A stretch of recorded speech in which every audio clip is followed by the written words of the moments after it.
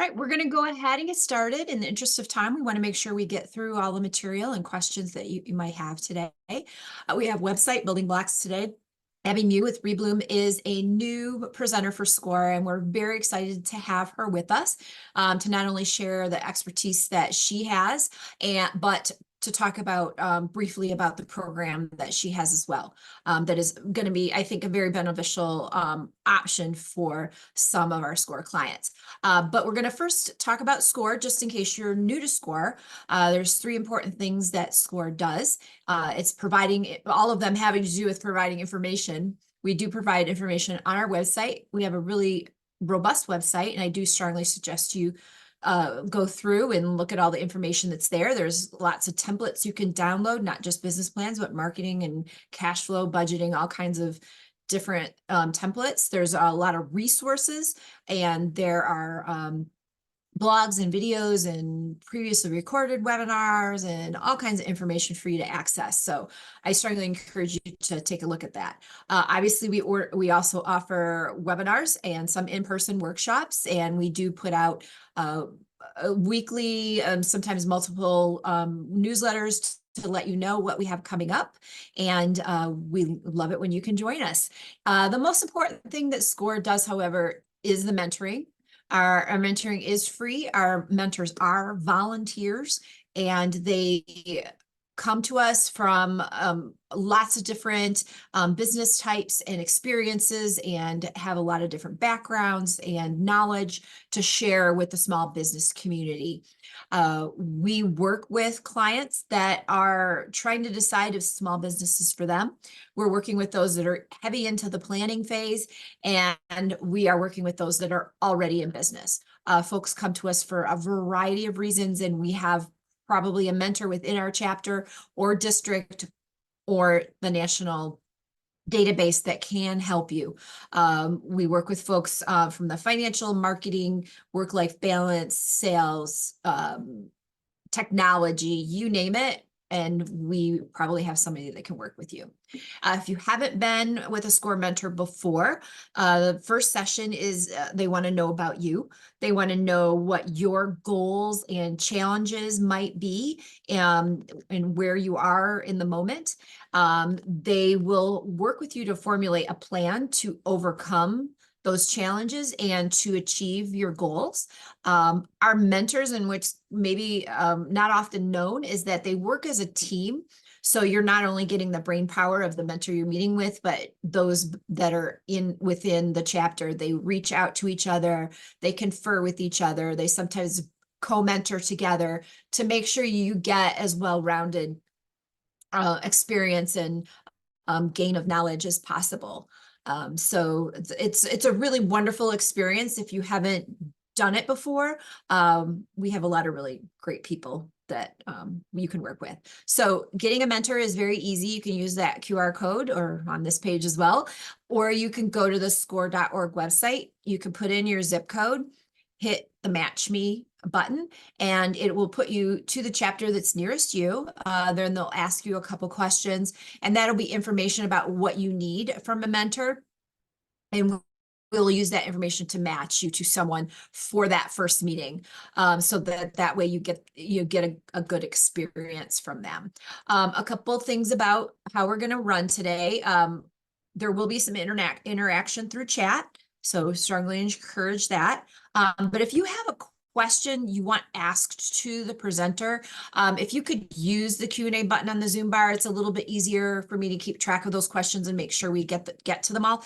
There will be breaks throughout where I can ask questions that are related to the material that was just covered. And if it's not quite related to the material just covered, we'll get to those at the end. So put those questions into Q&A that you want me to ask to our presenter today. And we are recording, and you'll be able to find the recording. Give me 24 to 48 hours to get it posted to the website. It'll be at the score.org/Boston website. There you can see from the graphic, if you go to the local workshops on the blue bar and then go down to previously recorded webinar, that's where you'll find it if you want to watch it again. So I'm going to go ahead and pull down my screen, and I'm going to turn everything over to Abby. Great, thank you so much. Teresa and SCORE for having me here today. And I'm really excited to be here. I hope everyone can see my screen. Welcome to Website Building Blocks. Today we're going to be talking a little bit about who I am, what makes a website effective, planning and best practices. I'll end with some tools and options, as well as some Q&A at the end. I do want to make this session as interactive as possible. So I want to make sure that I'm covering the topics that interest you. So in the chat, I would love to hear a little bit from you, maybe where you're calling from, what stage your business is in, and then a question that you're hoping gets answered today during this session. With that, while everyone else is posting their introductions, I'll talk a little bit about myself. So I'm the executive director and founder of a nonprofit organization based in Pittsburgh, Pennsylvania called Rebloom. I am originally from the Boston area, although I went to school in Pittsburgh. And the first website I ever worked on was for Woods Edge Children's Center, a children's center located just outside of Sudbury, or just outside of Boston, Sudbury, MA, that my mom owns. So my mom is a small business owner. This is her and I in front of her children's center.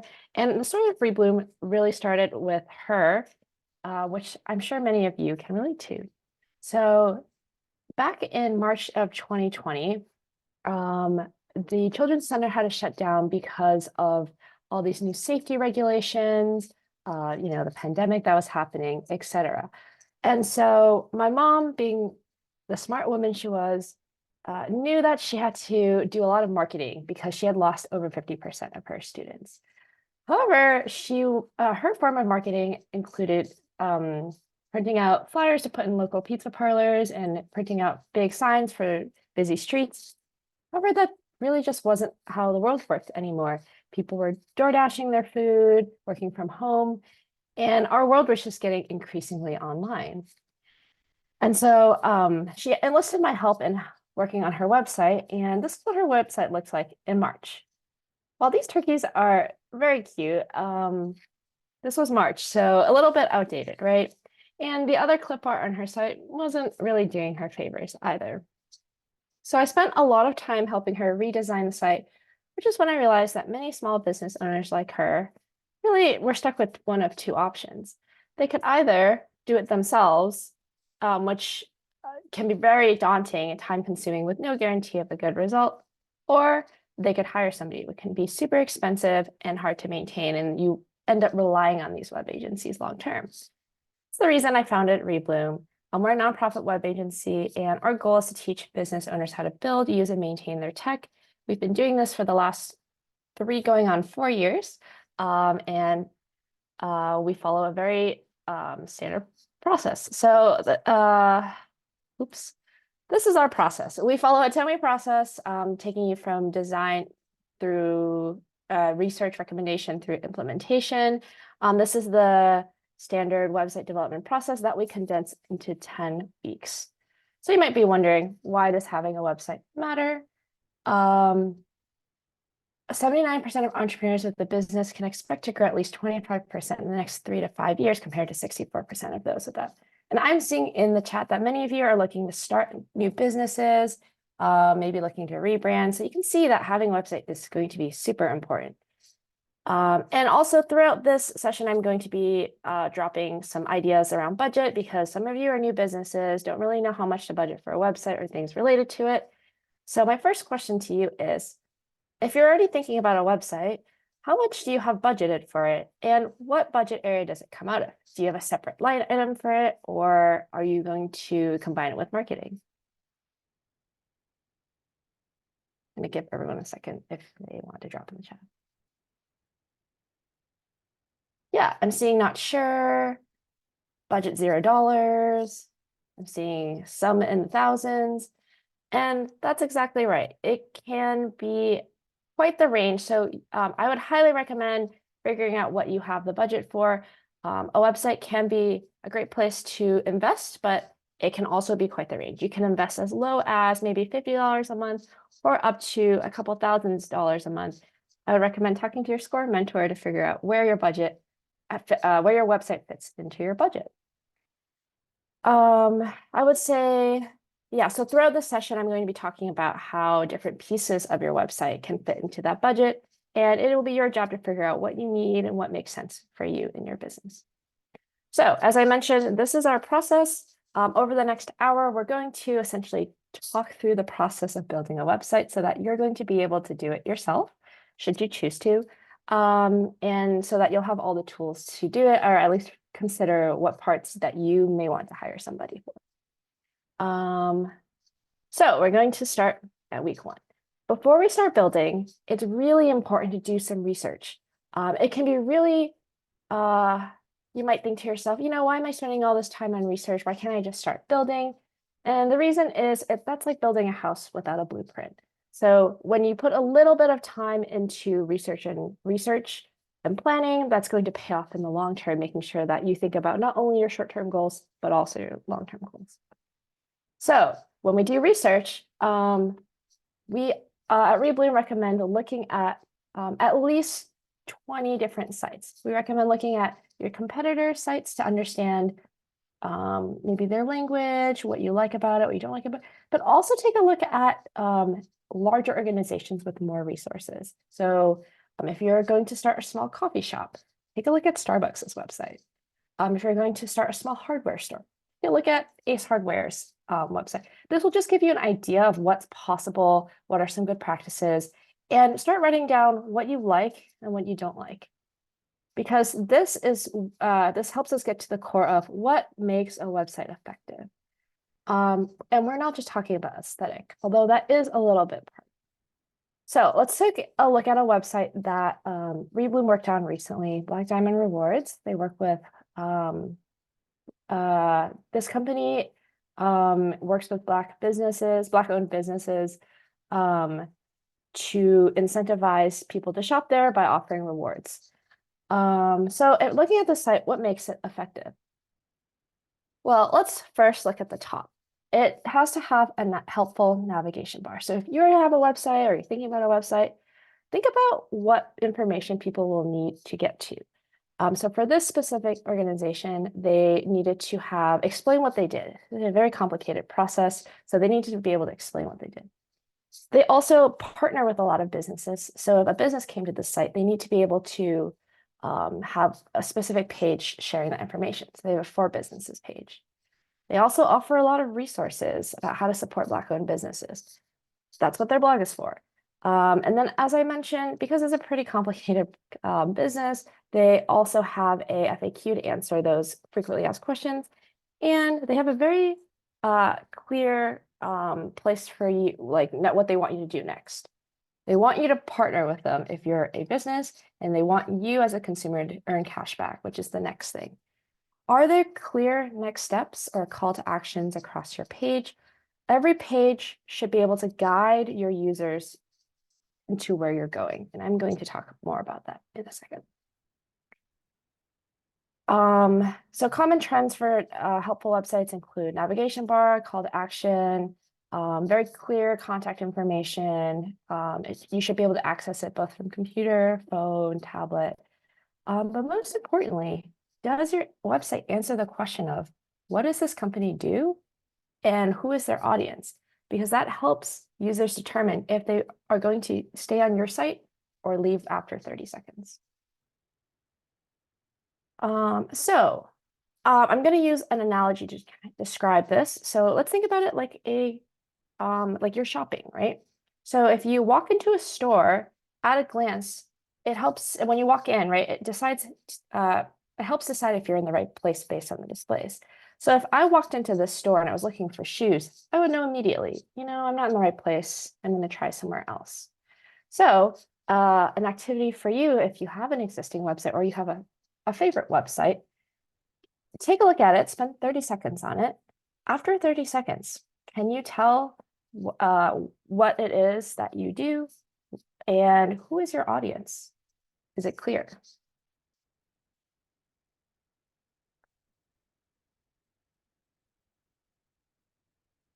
And then while you guys do this quick exercise, I'm going to scan through the chat. Looks like we have some Cambridge, some Sudbury's, a variety of businesses. Very cool. Okay, so if you are looking at your website right now and thinking, oh shoot, I don't know. It's okay. You're in the right place. We're going to talk about it more.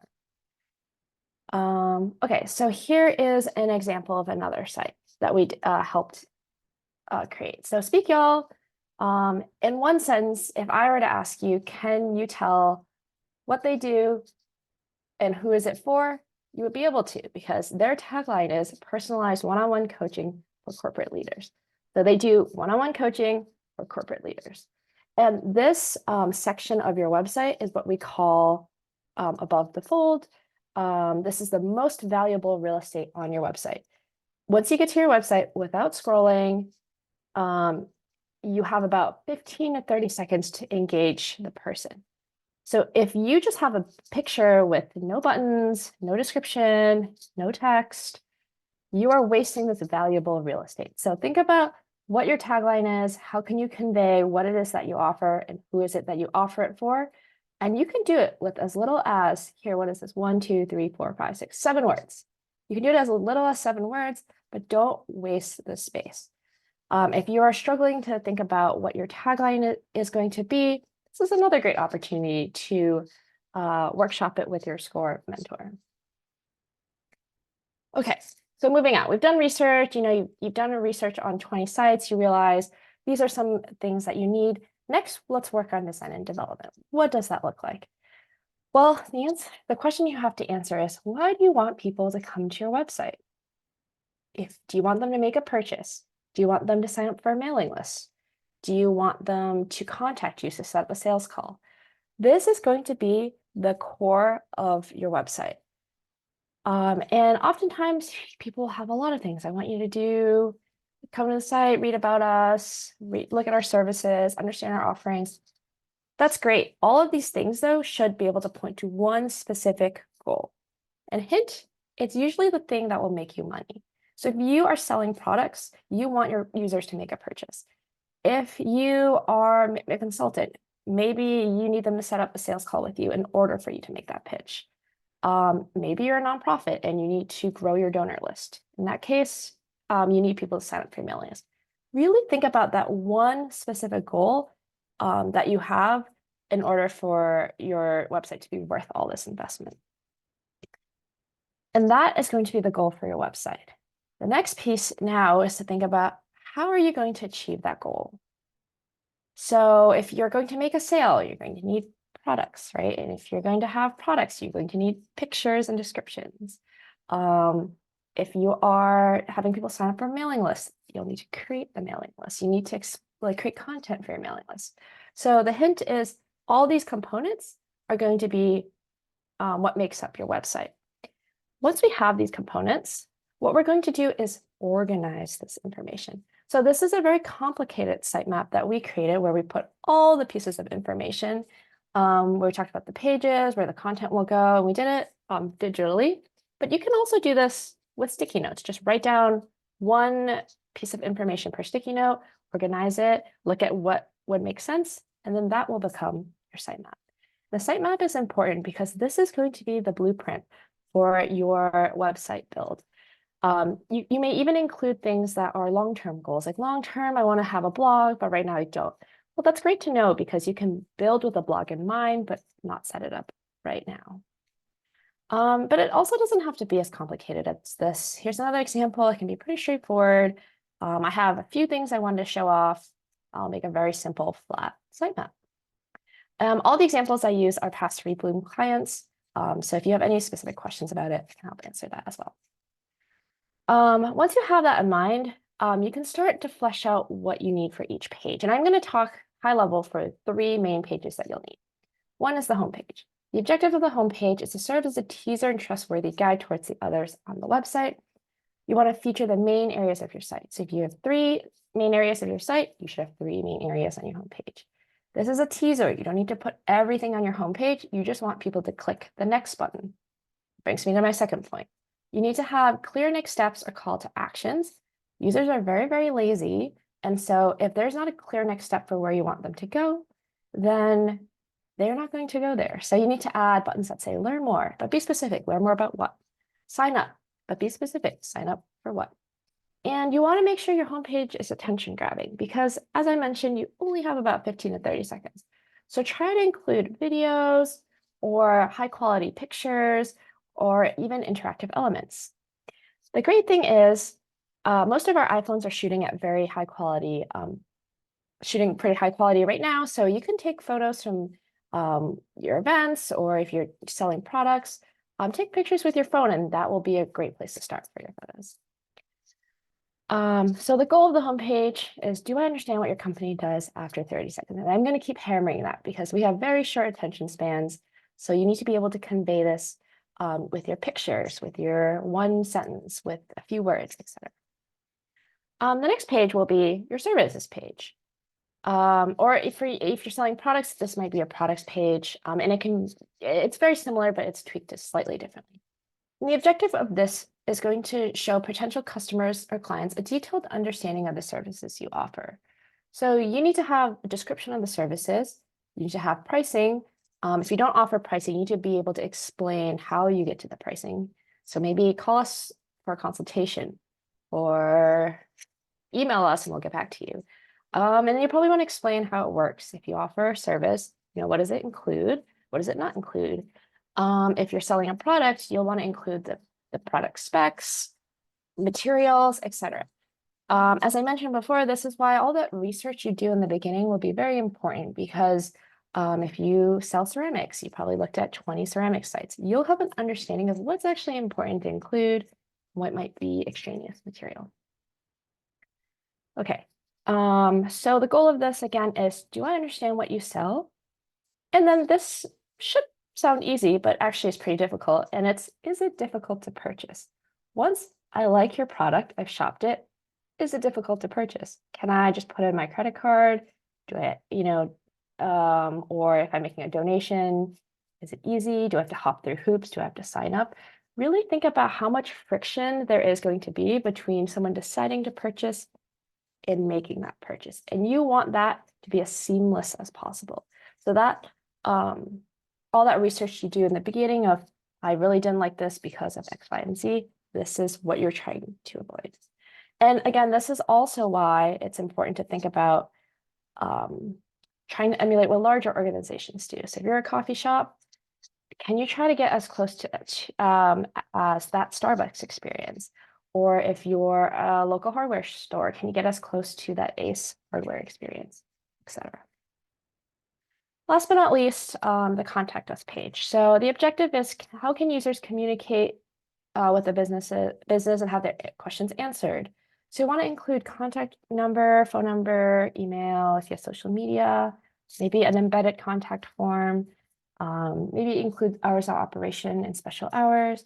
And then there's also an extra bonus tip, which many people forget, is then tell your customers what happens after they fill out the form.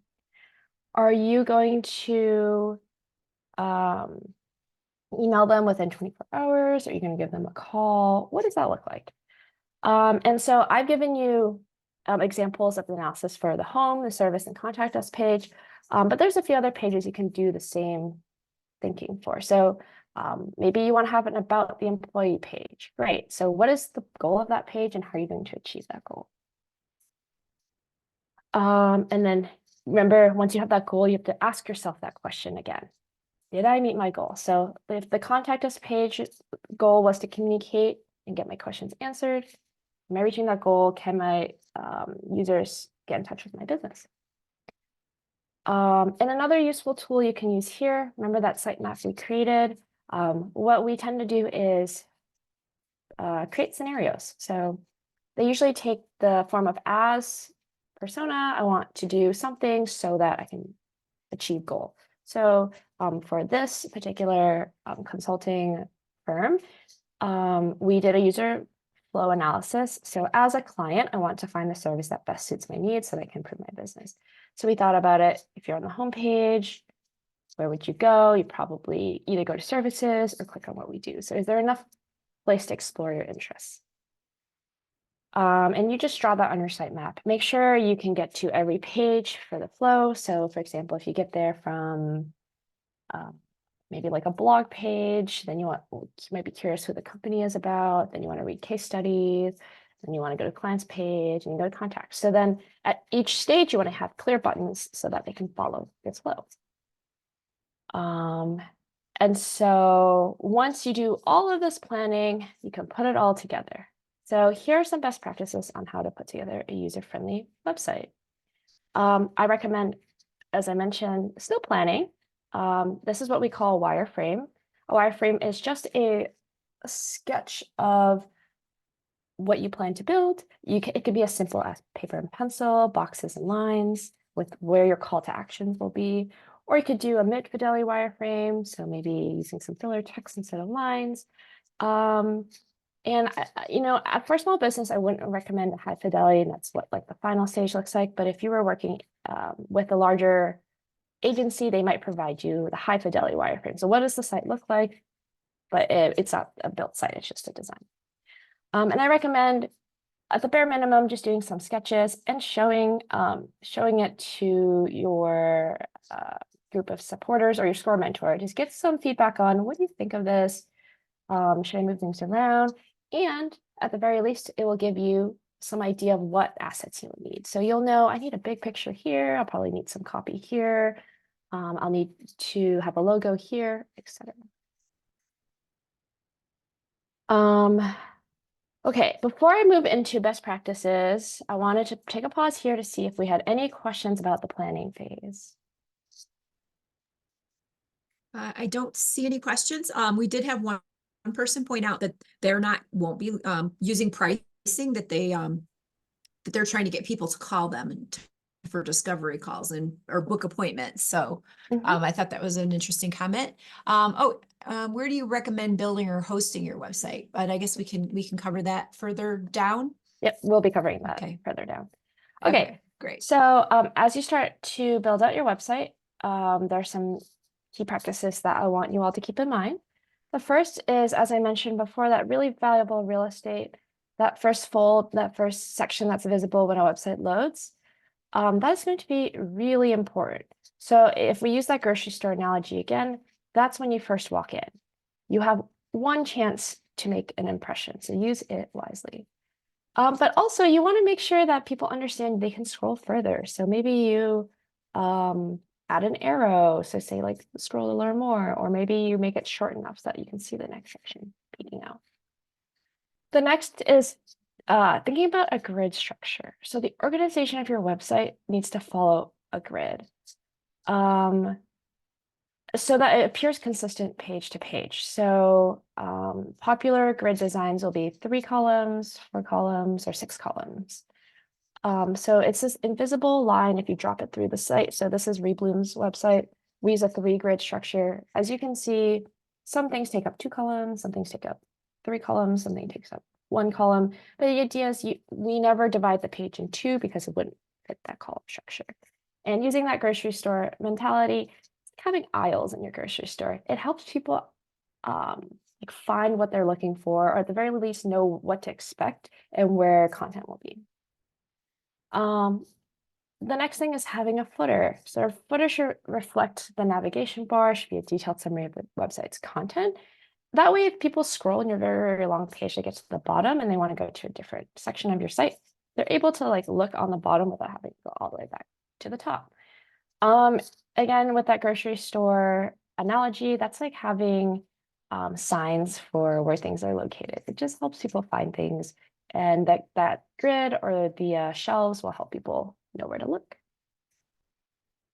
And I keep saying this over and over again, but have call to actions. These are the things that catch the attention of the user with a goal, but your call to actions doesn't necessarily have to be the final goal. It can be just the next jumping point. So in the grocery store analogy, it might be your sale sign, like buy 2, get 1 free. It's the thing that gets people interested, gets people to act.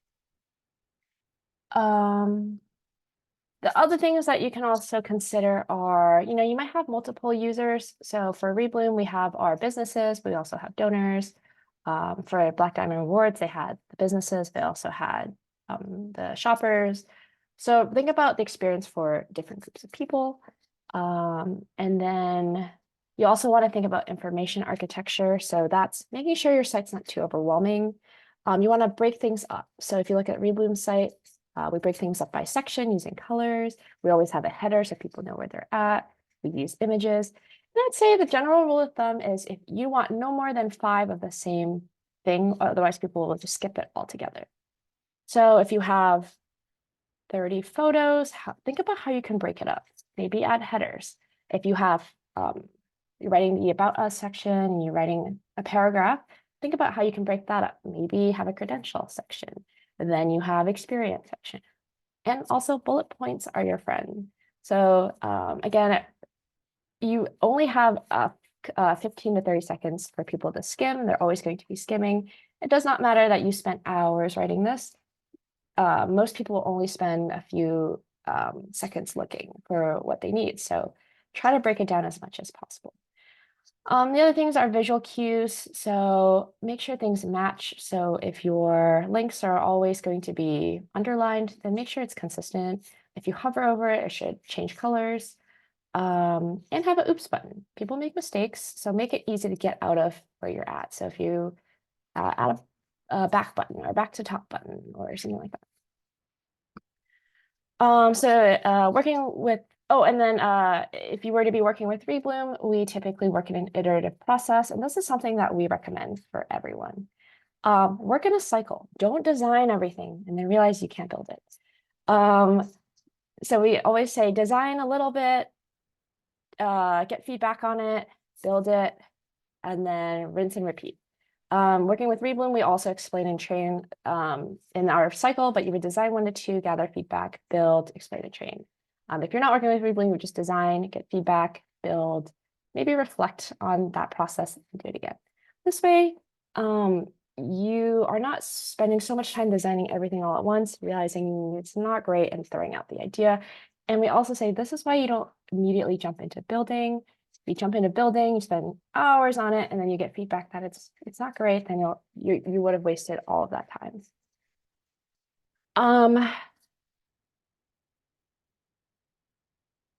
Let's see. Are there any other questions, Teresa? Otherwise, maybe we can talk about colors. I think we have time to talk about colors. Yeah, I think you did talk about briefly about mobile versus regular website design. Should they be thinking about both, concentrating in one or the other? Yeah, that's a really great question. So I would recommend always thinking about both, and you should be designing in tandem. So the reason also why you design with the grid in mind is they typically, if you use a website platform builder, designing with a grid allows you to stack. So instead of having 3 rows across, on a mobile, it will stack. So if you look at our website, we have the 3 cards, like see our work, we have 1 project, 2 projects, 3 projects in a row. On a phone, this would allow you to really easily just stack it. So 1 project, 2nd project, and 3rd project. And let me think about mobile. And then also, when you design for mobile, you don't want to take your exact site on your computer, move it to your phone. That makes for a pretty bad experience. Really think about the experience of the phone as well. And this is where the research will be helpful. There's a lot of other best practices, things that I cannot cover all at once today, but I can share some resources afterwards. I had another question about a retail website. Let me go back to it here real quick. How do you know that your competitor's website's effective? How do you know that yours is? And they also mentioned that several in their industry usually have sales in that main high retail space that you talked about. Is that normal to offer sales in that opening page? When you mean sales, you mean like 50% off, BOGO, that Yeah, kind of stuff? that's what I'm taking it as. Okay. I think that was a lot of questions. So I'll answer the sales one first. Yes, the sales makes a really great call to action, right? Usually it's 50% off. Like you only have 12 hours left, buy today, and that buy today will be your call to action. You want to rope people in, give them a very clear and urgent call to do something. And then I think someone asked, how can you tell if it's an effective website or not? every website will be different, but you basically want to answer key questions, which is, do you understand what the company does? Do you understand what they sell? Is it hard to purchase? Can we get in touch with the business? And does it point you towards those goals? And I really recommend looking at least 20 different websites and then writing down as specifically as possible what you like and what you don't like, because there will start to be trends that emerge. And those trends are what makes a website user-friendly, etc. There are best practices, of course, but you'll start to see those best practices when you look at the other sites. Hopefully that Are answers there your question. are there other ways to get feedback on your website, or groups or organizations? If you only have a couple friends and you want like a large number of people to evaluate Yeah. your website, how might you Mhm. do that? That's a great question. So many of you are small businesses. You probably belong to some small business groups, either on Facebook or in person, Chamber of Commerce's, etc. Those are really great opportunities to try to get feedback. So obviously you want to follow the rules, but you can post your website with specific questions and ask people to answer, or maybe say like, can I buy you a coffee? Would love your feedback on something I'm working on. Those are, I would say, probably like the freest and cheapest ways to do it. You can also hire research agencies to do this feedback work for you. That's maybe not something I would recommend at this stage, especially if you're early on in the process. Is there a way to develop the final digital content without making a commitment to a web hosting company? Yes and no. And I'll talk about that maybe a little bit further, what your options are. So if you guys have questions about what platforms and tools to use, I will talk about that in a little bit. Okay, then we're good. Okay. I can talk about brand kit color theory if folks are interested. If not, I can skip through it. But essentially, have some idea of what your branding is going to be. And if you feel like it might be really tough, you can work with somebody. And this is what I mentioned before. It'll probably cost you $1,000 to $2,000, and it'll probably take about a month to get it done. This is your paid option, or you could do it yourself. Yeah, I'm gonna skip the colors for now, maybe come back to it. So once you've just designed your site, you have a working website. This is what I recommend. I recommend doing user testing, and somebody asked this question, which is fine. I'm gonna go through it. Try to get feedback from at least 5 different people. This is considered, I guess, the bare minimum you need to get some repetitive feedback. And so have real people try your site. I recommend, as I mentioned, reaching out to your small business contacts, your mentors, people that support you, friends and family, small business groups. But the closer you can get to your ideal audience, the better. So maybe consider incentives. Like if they test your site, you can offer them a small discount or take them out to coffee. Whatever it is, the closer you are to the user, the better the feedback. And then in your user testing, don't go in blind. Create a list of questions to standardize testing. Generally avoid yes or no questions like, do you like the colors? Because someone could just say yes. It's not that helpful. Try to start your questions with how or what. So how do you feel about the colors used on the site? What emotions does the colors on the site invoke? Try to ask task-based questions. So ineffective questions tend to be, is this site confusing? Most people will say no. But if you say, show me how you would contact the company, and you note that they really struggled to find the contact information, that's an indicator that your site may be kind of confusing. And part of this process is taking a step back. I know you've worked on the site for a really long time. This is your baby. This is your business. But getting this feedback will save you a lot of time in the long run, give you that real honest feedback. And this is why we also recommend sometimes not asking friends and family in case they're worried about hurting your feelings. And then decide on the feedback that you will incorporate. There's going to be a lot of noise. So prioritize what's important to you and your customers. How many times was a specific piece of feedback shared? When we do it at Rebloom, we note that we only we consider feedback to be significant if it's a majority. So 6 out of 8 users said something, 4 out of 8 users said something. But also think about, is this feasible? Is the change I suggested feasible?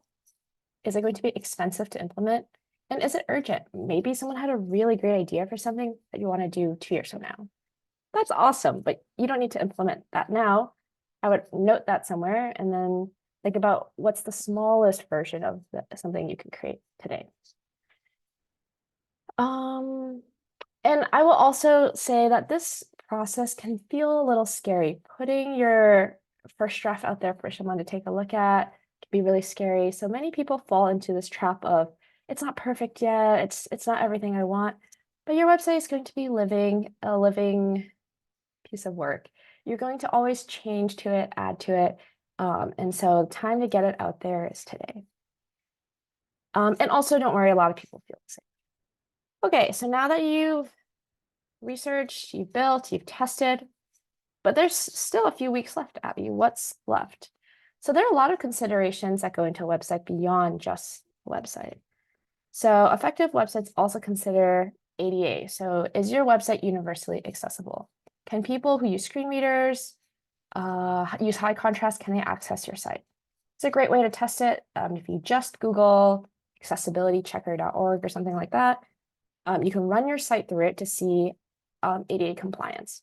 And then it'll also tell you how to fix this. Maybe your colors are a little, the contrast isn't enough, or maybe your text isn't large enough, etc.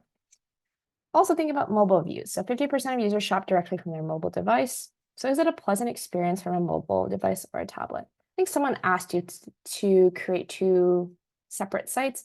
The answer is no. You can create on desktop and then like click to the mobile version and tweak it, or what people call now mobile first experience. You can build specifically for your phone first and then tweak it for the desktop experience. The reality is you can do a lot more on desktop because it's, you have more space. But a lot of people are shopping from their phones now. So you really have to think about what matters to you and also where are your users shopping from. If you have an older target audience, maybe they are just shopping from the computer. If you're targeting Gen Z or younger, probably shopping from your phone. Last but not least, you'll also want to consider search engine optimization. And this is a topic that is you can dive into this rabbit hole all day. It's basically how quickly does Google or any other search engine pull up your site when searched for. So you might have the most beautiful website in the world and no one's finding it. And that's because of your search engine or your SEO or search engine optimization. So I'll touch on it briefly, but as I mentioned, all of these are topics for themselves. I can't cover everything in one day, but hopefully today you've learned a little bit about something that you don't know so that you can do more research on it on your own. So what is SEO? Everyone always asks this. And so this is the best way for me to explain it. This is the anatomy of a search page. When you pull something up on Google, this is what you see. In the yellow, that's your search query or keywords. So it's a little bit confusing and kind of a misnomer because that whole string, how to improve SEO, would be one keyword. It's not each individual word, it's all of it strung together. So the longer the keyword, the more specific that search gets, and tends to be less competitive. That's what we call like long tail keywords.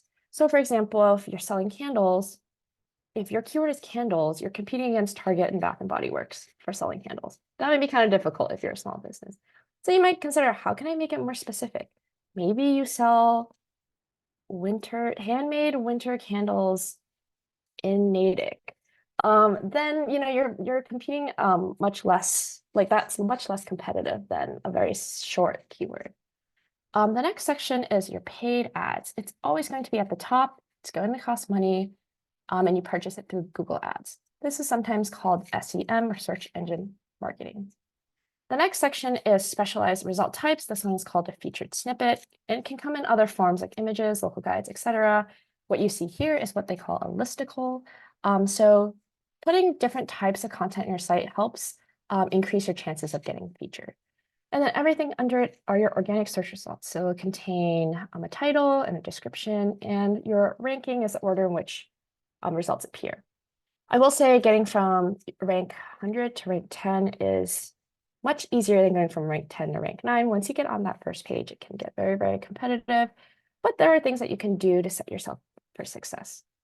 The caveat is SEO takes a while for it to show results. It's not something that happens overnight. You have to work at it, but usually takes 3 to 6 months after consistently working at it to start to see results. So if you have a great website, but you're really struggling to get people to come to your website, you might consider doing some work on your SEO, either yourself or working with somebody to do so. If you choose to work with somebody, it'll be somewhere probably like 500 to 1,000 a month, something like that. Okay, so if you're still kind of confused about why it's important, imagine it to be using our shopping example. It's like the outside of your store. Before people even come into your store, do they know what you're about? At a glance, it helps narrow down what you're looking for, and creates a little bit of legitimacy. And so in the world of digital marketing, you can imagine SEO.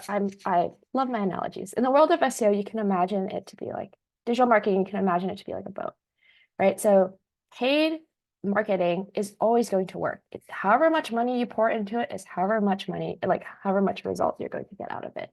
If you're not pouring money into it, it's like a motor. It's not going to work.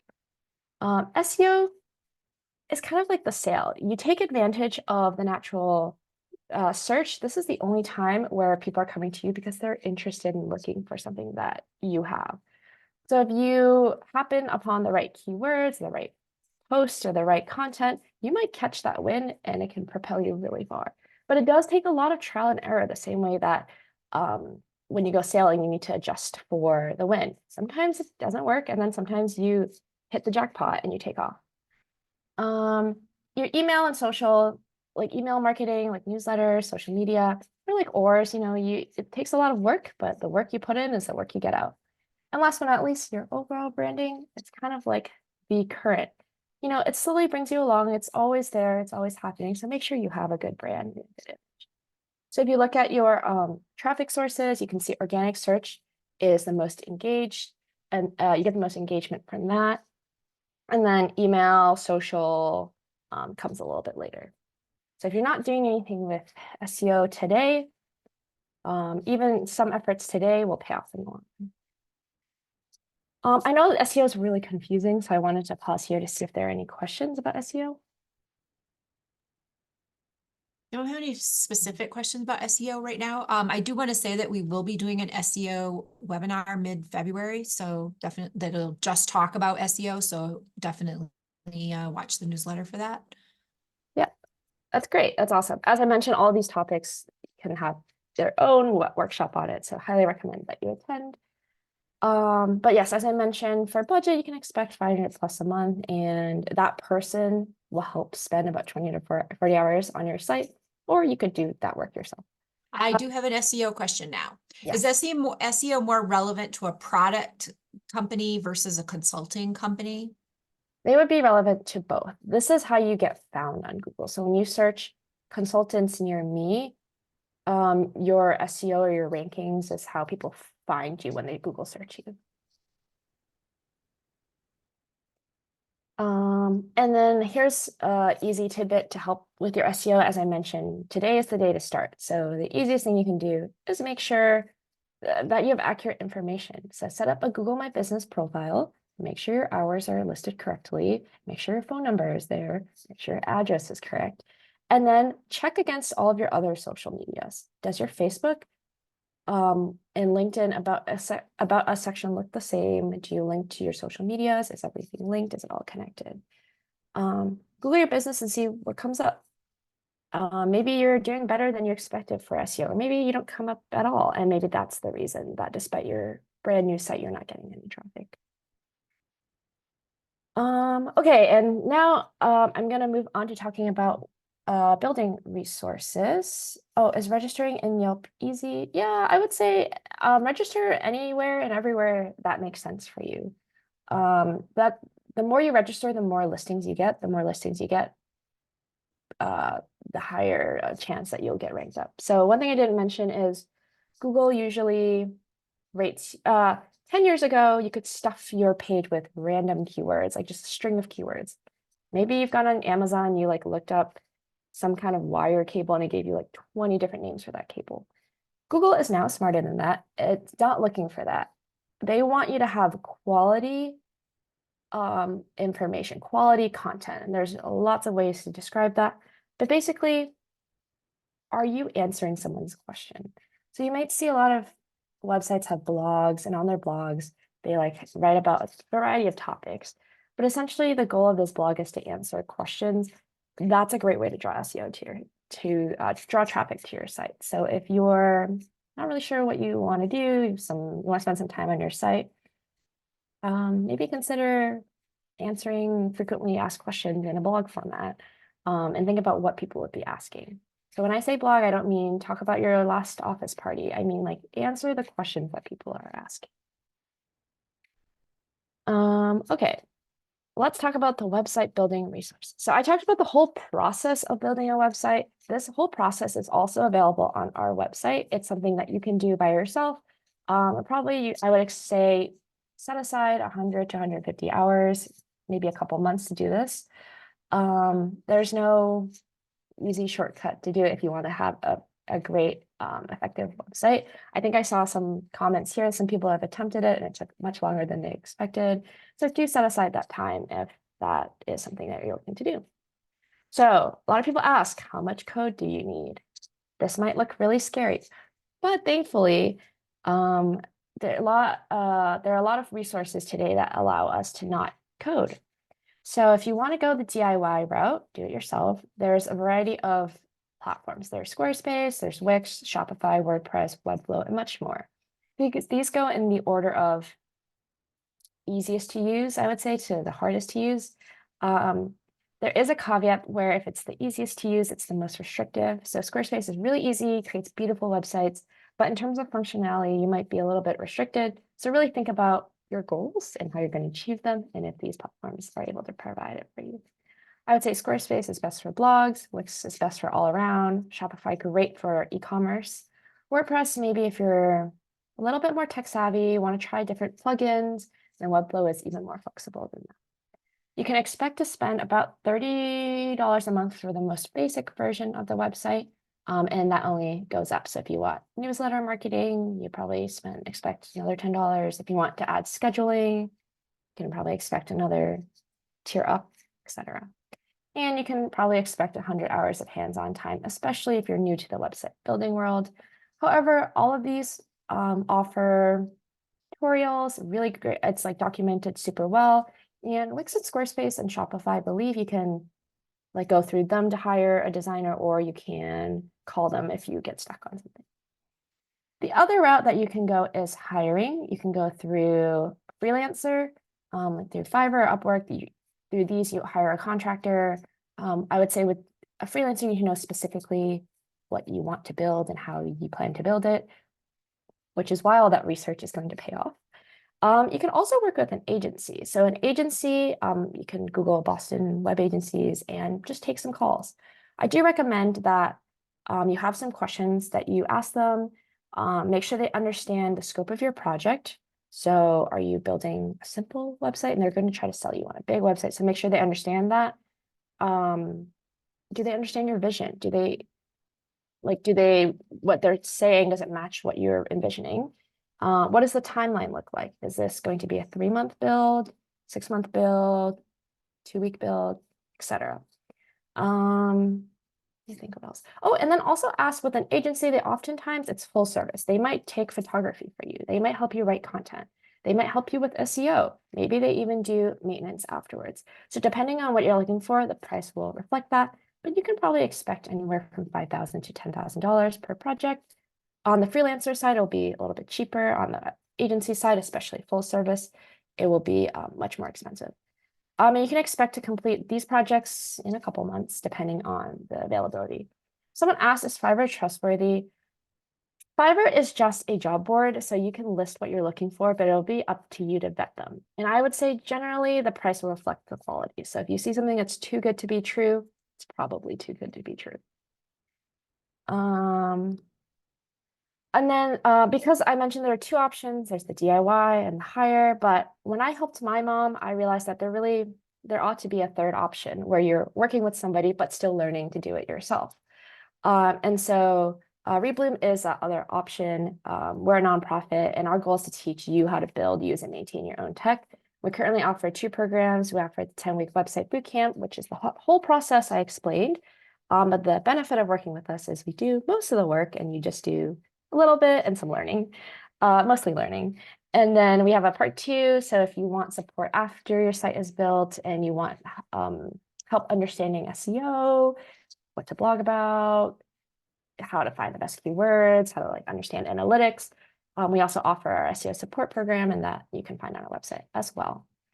Someone asked to see the process again. So this is our process. I ran through it with you guys. You can go through it at a slower pace on your own. We do operate 3 cohorts a year, spring, summer, and fall. Our spring cohort applications did just close, but if you are interested in joining, we can extend our deadline to Friday for you. Please reach out ASAP. We consider your budget, technical abilities, long-term goals, maintenance plans, and any existing assets as we decide how to work with you. The structure of working with us, you have a dedicated team. You'll be meeting with 3 people, project manager, 2 team members, and you're considered the 4th member of our team. It's a lot we can't do without your involvement, which means you also have work to do. So that will be 1 hour of weekly meetings, same time every week, and 1 to 2 hours, depending on what you already have and what you need to do. So this might include writing copy, writing your about us, giving us pictures, but it can also include learning how to put in the products, editing pictures, editing the text, etc. I would say the split of work is really going to be 80% we do most of the work, but you will have a hand in the whole process. So you understand why decisions are made and how to do it yourself in the future. The other question is the cost. So as I mentioned, building a website can be really expensive, but through our partnership and scholarships, we are able to kind of subsidize and offset that cost to further reduce costs. So if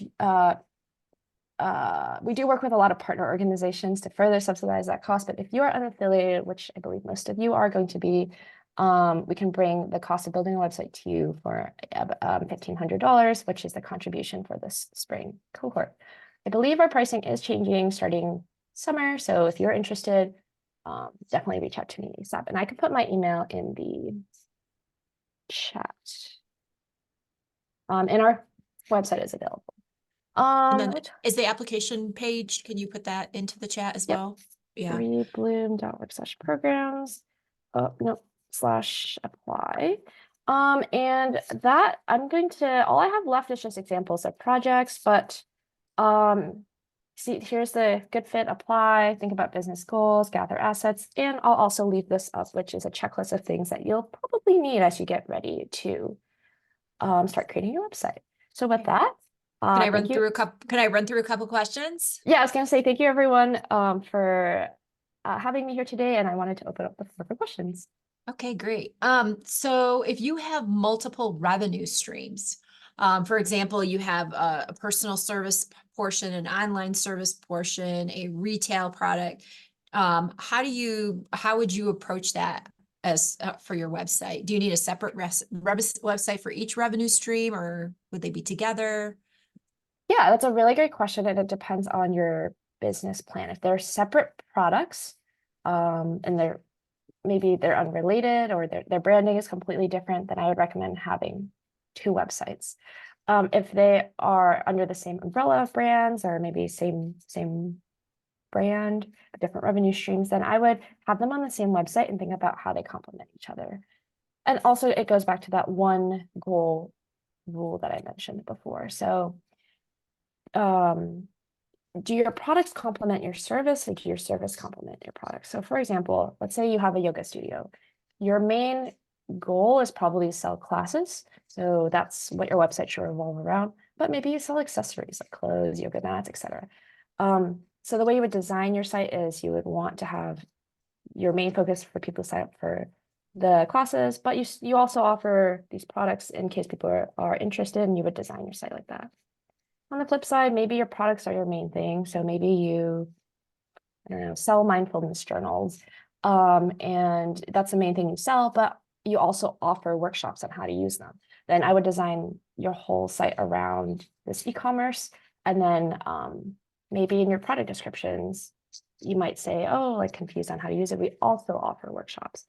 You want to make sure that even though you sell both, it's not competing, and rather you want to have one main goal and then the rest supporting them. To increase or improve your SEO, is a weekly update of a photo sufficient, or does it take more of a daily update and change to keep that up? Yep, that's a good question. And I would say it is more about consistency than it is about frequency. So if you can only maintain a weekly upload, then just do a weekly upload. If you can maintain a daily upload, then you can do a daily upload. But it's really about the quality of your content as well. Don't upload for the sake of uploading. So spend a lot of content managers, social media, bloggers, SEO specialists, they will spend time at the beginning of the month and plan out their whole month's worth of content. So let's say you post weekly, maybe you have 4 weeks. Can you do something thematically to tie it all together and think about what would create a quality post? So maybe going to, there's a really great resource called trends.google.com, see what's trending. And then plan your content around that so that every week you can post. What's maybe not as helpful for your SEO is if you just kind of post for the sake of posting, like posting about your office party doesn't really help gain new traffic to your site, but answering questions will. If you're doing your website yourself, how do you suggest being organized? Do you suggest putting your content and your pictures directly into some sort of platform, or do you suggest holding information separately in other folders and organizing them that way and then plugging them in later? Do you have an organizational scheme that? Oh, that's a really great question. I would say it depends on how much content you have. So that's why that planning step is going to be really important. Get an idea of what you need and how you're going to get it. If you only have like 5 photos, then you could probably save it on your desktop and then upload it as you need it. If you're going to be doing a whole photo shoot and someone's going to be sending you that folder of images, I would say then organizing it in like in folders first about like, I want to use these folder or like these images for this product, these images for these pages, organizing it that way. That way, when you build, you know where to find those images, and make sure you edit those images or make the changes outside of the website first before you go in. I did want to also mention that all of these platforms, all of these platforms have templates that you can use, but I do recommend that you sketch out what you want your site to look like first before you pick a template that most similarly resembles it. The reason for this is once you get into the nitty-gritty of editing your site, you're like adjusting, is it left align, center align, right align? It can be really easy to lose sight of your overall vision. And that's why having that sketch will help you change the template to your content. Don't do it the other way. Don't change your content to the template, change the template to your content. Okay, we have one last question because we've hit the 1 o'clock hour. But I think this is a really important thing to understand. That some people may not understand the difference between the different parts. Can you do a website without hosting on a domain? So website, hosting, domain. Yes, okay, great question. So yes, your website needs 3 parts: domain, hosting, and what we call like your site files. So your domain is going to be the address. It can point anywhere. You just need to buy that address or rent it. You can't really buy it. That address will be $12 a year if it's not owned. If it's owned by someone, it's however much they want to sell it to you for. Then you're going to need hosting. Hosting is the location of where you're going to put your site files into. So where in the internet is your site going to be? You need to buy a location. So hosting can be bundled into your plan, or you can buy it separately. And you can do that through GoDaddy, Bluehost. There's like a whole bunch of things. You should look up hosting. And then last but not least, the site file. So that's where your site's actually being designed. And so you can have all 3 things separately, purchased separately and owned separately, or some places will bundle them. So something like Squarespace will bundle it all. You can buy hosting and a subscription to Squarespace will include hosting, and you can design your site there. And you can also buy a domain through them and connect it all together. Okay, great. Thank you, Abby. I think that's definitely an important question to get clarified. So thank you very much. That was a lot of great information, smooshed down into an hour. I'll try my Um, best. Yeah, and I think you did a great job. So if anyone has any questions, definitely we had Abby's information in the chat, or reach out to SCORE and we can either connect you with her or with one of our SCORE mentors. Thank you, everyone, and we hope to see you again in the future. Have a good one. Bye.